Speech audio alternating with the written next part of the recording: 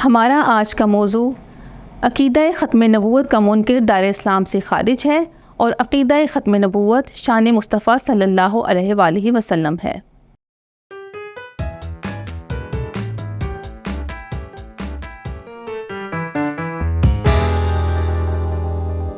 السلام علیکم عزیز طلبہ و طالبات، میں آپ سب کو مون لائٹ انٹرنیشنل پبلشر کے ڈیجیٹل تعلیمی پلیٹ فارم پر خوش آمدید کہتی ہوں۔ ہمارا آج کا پہلا ٹاپک ہے ختم نبوت کا انکار کرنے والا دائرہ اسلام سے خارج ہے۔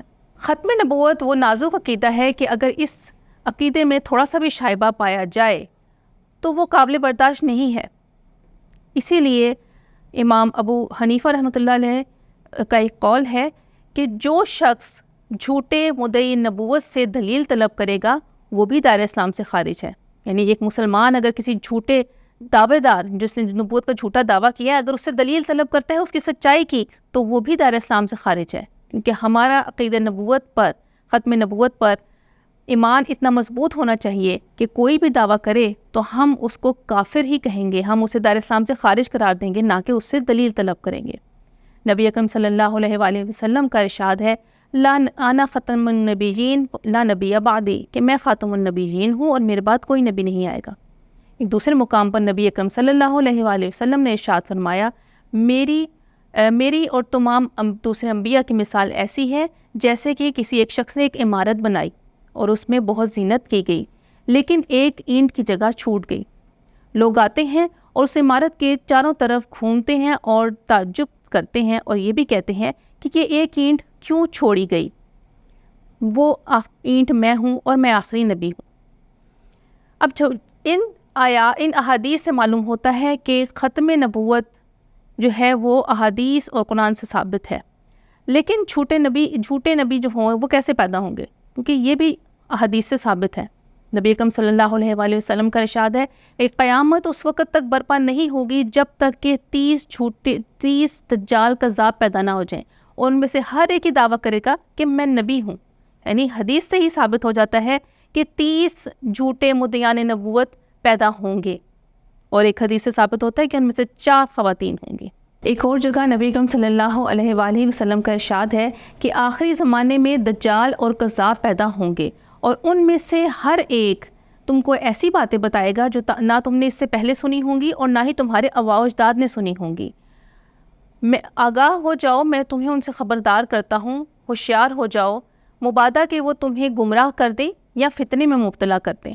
اب ہم جو دوسرا ٹاپک آج کے لیکچر میں پڑھیں گے وہ ہے کہ ختم نبوت شان مصطفیٰ صلی اللہ علیہ وآلہ وسلم ہے۔ نبی اکرم صلی اللہ علیہ وآلہ وسلم کو اللہ تعالیٰ نے تم عالمین کے لیے رحمت بنا کر بھیجا ہے، جیسے قرآن مجید میں ارشاد ہوتا ہے وَمَا أَرْسَلْنَاكَ إِلَّا رَحْمَةً لِلْعَالَمِينَ، کہ ہم نے آپ کو عالمین کے لیے رحمت بنا کر بھیجا ہے۔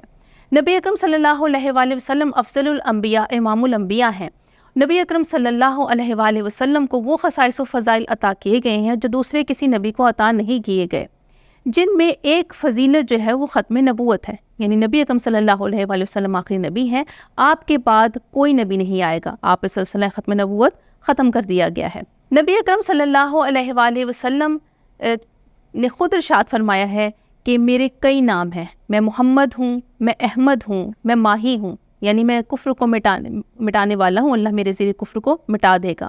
میں حاشر ہوں، یعنی قیامت میرے قدموں پر برپا کی جائے گی۔ میں عاقب ہوں، یعنی میرے بعد کوئی نبی نہیں آئے گا۔ نبی اکرم صلی اللہ علیہ وآلہ وسلم کا ایک اور جگہ ارشاد ہے کہ مجھے دیگر انبیاء سے 6 باتوں میں جو ہے وہ فضیلت عطا کی گئی ہے۔ نمبر 1، مجھے جوامع الکلم عطا کیا گیا، روب کے ذریعے میری مدد کی گئی، اموال غنیمت کو میرے لیے حلال قرار دیا گیا، تمام زمین میرے لیے پاک کر دی گئی اور سجدہ گاہ بنا دی گئی ہے، میں تمام انسانوں کی طرف نبی بنا کر بھیجا گیا ہوں، اور میرے سے انبیاء کا سلسلہ جو ہے وہ ختم ہو گیا، یعنی میں آخری نبی ہوں۔ سورہ اعراف میں اللہ تعالیٰ کا ارشاد ہے بسم اللہ الرحمن الرحیم قل یا ایھا الناس انی رسول اللہ الیکم جمیعا، کہہ دیجئے اے لوگوں میں تم سب کی طرف نبی بنا کر بھیجا گیا ہوں۔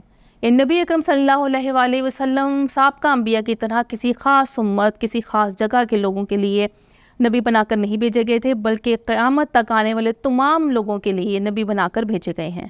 کیونکہ نبی اکرم صلی اللہ علیہ وآلہ وسلم پر نبوت کا سلسلہ ختم ہو گیا ہے، تو اللہ تعالیٰ نے آپ کو ایک مکمل شریعت دی ہے. اگر زمانہ بہت زیادہ ترقی کر جائے، ٹیکنالوجی حد سے زیادہ ترقی کر جائے، تب بھی آپ کی شریعت جو ہے وہ قابل عمل رہے گی، کیونکہ یہ اللہ تعالیٰ کا معجزہ ہے. اور اسی معجزے کو اللہ تعالیٰ نے اس کی حفاظت کی ہے، اس معجزے کی، اور کہا ہے کہ انا نحن نزلنا الذکر وانا لہ لحافظون، بے شک ہم نے یہ ذکر نازل کیا اور ہم ہی اس کی حفاظت کرنے والے ہیں. یعنی ختم نبوت کے ساتھ اللہ تعالیٰ نے نبی صلی اللہ علیہ وآلہ وسلم کی لائی ہوئی شریعت کی حفاظت کا ذمہ بھی خود لیا ہے.